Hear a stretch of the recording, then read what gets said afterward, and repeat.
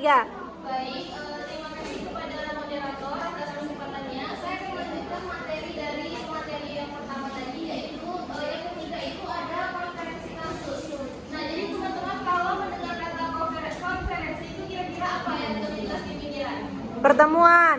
Ya, nah jadi kalau konferensi kasus itu artinya berarti pertemuan yang membahas sebuah kasus atau sebuah permasalahan. Nah, di BK ini ada konferensi kasus dengan tujuan agar mendapatkan pemahaman yang lebih lengkap tentang masalah siswa. Jadi sering terjadi itu kalau di sekolah-sekolah itu misal ada dua anak yang bermasalah, itu yang dipertemukan hanya anak yang bermasalah dengan guru BK, sedangkan mungkin korbannya tidak diajak untuk berdiskusi. Jadi bisa menyebabkan salah paham atau kurang komunikasi di antara kedua belah pihak. Nah, kemudian tujuan yang kedua dari konferensi kasus itu adalah menentukan langkah penanganan yang tepat. Jadi kalau kedua anak tersebut sudah ada di dalam ruangan yang sama, maka pihak yang terlibat itu bisa langsung memutuskan kira-kira nanti pakai cara apa untuk menyelesaikan masalah tersebut. Kemudian yang ketiga itu untuk menentukan persepsi semua pihak. Nah, seperti yang kita jelaskan di awal tadi, bahwasannya konferensi kasus ini bertujuan agar tidak ada salah paham di antara kedua belah pihak. Nah, jadi melalui konferensi kasus ini berbagai informasi mengenai kondisi siswa itu dikumpulkan menjadi satu, lalu dianalisis secara komprehensif. Ada yang tahu apa itu konferensi? Tidak. Jadi konferensi itu artinya adalah secara total. Nah, kalau di konferensi kasus, berarti konferensi itu artinya menyelesaikan masalah secara total melalui pertemuan kedua belah pihak.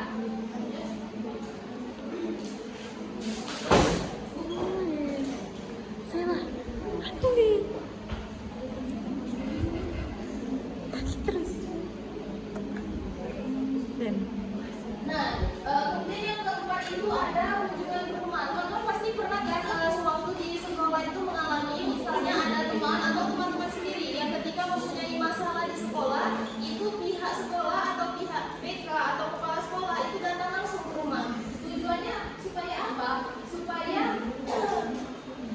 pihak-pihak sekolah itu mengetahui langsung kondisi dari peserta didik itu di rumah. Karena apa? Kan kalau di rumah itu ada orang tua, kemudian ada masyarakat. Jadi pihak sekolah itu bisa menggali langsung informasi dari pihak-pihak yang lebih dekat dan mengetahui kelakuan peserta didik tersebut ketika di rumah. Jadi kenapa harus rumah? Karena rumah adalah kegiatan. Rumah adalah tempat paling banyak peserta didik tersebut berkegiatan. Nah, jadi tujuan dari mendatangi rumah atau kunjungan rumah dari pihak BK ini adalah untuk mengetahui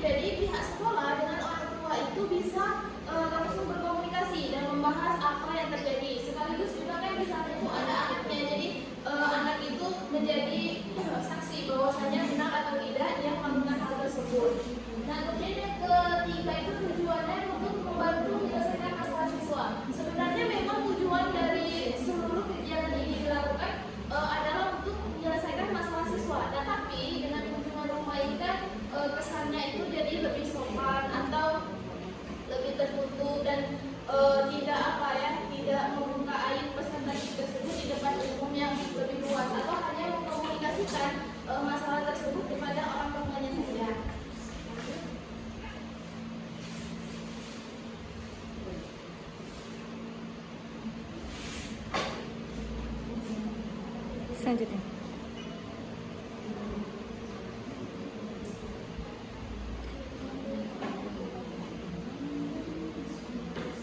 Nah, ini yang kelima itu ada alih tangan kasus. Jadi, alih tangan kasus ini adalah kegiatan pengalihan penanganan masalah siswa kepada pihak yang lebih berkompeten.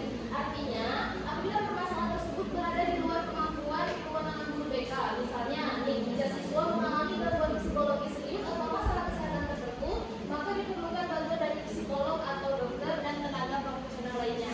Jadi, misal permasalahan anak ini dari gangguan psikolognya, itu kan tidak semua guru BK ini mempunyai kemampuan mengenali latar belakang psikolog dari peserta didik tersebut. Jadi lebih baik guru BK atau pihak sekolah ini menyerahkan kasus ini kepada pihak yang lebih mengerti akan masalah ini. Jadi misalnya diserahkan kepada dokter psikolog atau direhabilitasi. Nah, kemudian kalau misal masalah kesehatan, jadi kalau kita membahas tentang kesehatan itu kan kita tidak bisa main-main ya, karena ini berpengaruh terhadap jiwa seseorang. Jadi misal hanya mengandalkan guru yang ada di ruang apa kalau kesehatan tuh UKS. kalau masalahnya di kesehatan, terus pihak sekolah itu hanya mengandalkan dari guru UKS saja dan tidak membawa masalah ini ke dokter yang memang jelas-jelas sudah ahlinya, maka itu juga akan menyebabkan efek samping yang lain atau menimbulkan masalah yang lain. Nah, contohnya tuh biasanya tenaga profesionalnya itu ada psikolog, dokter, atau konselor. Nah, tujuannya itu seperti yang saya jelaskan tadi, untuk penanganan lebih tepat dan profesional dan menghindari masalah penanganan. Yang terakhir itu ada tampilan pustaka. Jadi tampilan pustaka ini adalah kegiatan penyediaan berbagai bahan bacaan atau media informasi yang mendukung perkembangan peserta didik. Jadi bahan tersebut dapat berupa buku cerita edukatif, kemudian buku motivasi atau poster pendidikan karakter, dan juga brosur kesehatan maupun media informasi lainnya yang relevan dengan kebutuhan siswa. Jadi misal siswa ini ada gangguan kurang percaya diri misal, jadi kan itu sebenarnya masalahnya bisa ditangani oleh BK. Nah jadi tampilan pustaka yang bisa digunakan itu misalnya seperti buku cerita edukatif tentang mengembangkan rasa percaya diri seseorang, atau kita itu bisa menempelkan poster di mading tentang bagaimana cara agar lebih percaya diri lagi. Nah, penyediaan media informasi dan bacaan edukatif itu contohnya ada buku motivasi, poster karakter, brosur kesehatan, dan fungsi. Brosur kesehatan ini fungsinya banyak ya, bukan hanya untuk semata-mata untuk menjaga kesehatan saja, tetapi misal ada seorang anak yang malu menyampaikan apa keluhan penyakitnya, misal karena mungkin takut diejek. Kalau di SD itu masih banyak anak-anak itu yang menderita penyakit asma misal. Nah mungkin bisa saja dia tuh malu kan menyampaikan kepada siapapun kalau dia tuh sebenarnya punya sakit asma. Jadi dengan brosur kesehatan ini itu bisa mencari tahu langsung dan menghubungi sumber yang ada di brosur kesehatan. Nah fungsinya itu seperti yang saya jelaskan tadi, memberikan informasi bermanfaat, kemudian meningkatkan kesadaran siswa dan mendukung pelayanan informasi BK. Jadi kesimpulannya yaitu bimbingan dan konseling di SDN ini memiliki peranan penting dalam membantu peserta didik mencapai perkembangan yang optimal baik dalam aspek pribadi, sosial maupun akademiknya. Nah, kegiatan seperti aplikasi instrumentasi, himpunan data, konferensi kasus, dan kunjungan rupa serta ahli tangan kasus serta yang terakhir saya jelaskan tadi ada tampilan pustaka itu membantu guru memahami kondisi serta kebutuhan siswa secara lebih baik lagi. Dan dengan adanya kegiatan bermutu tersebut, layanan BK ini dapat dilakukan secara tepat, terarah, profesional, dan mendukung perkembangan siswa secara optimal. Kemudian saran dari materi yang sudah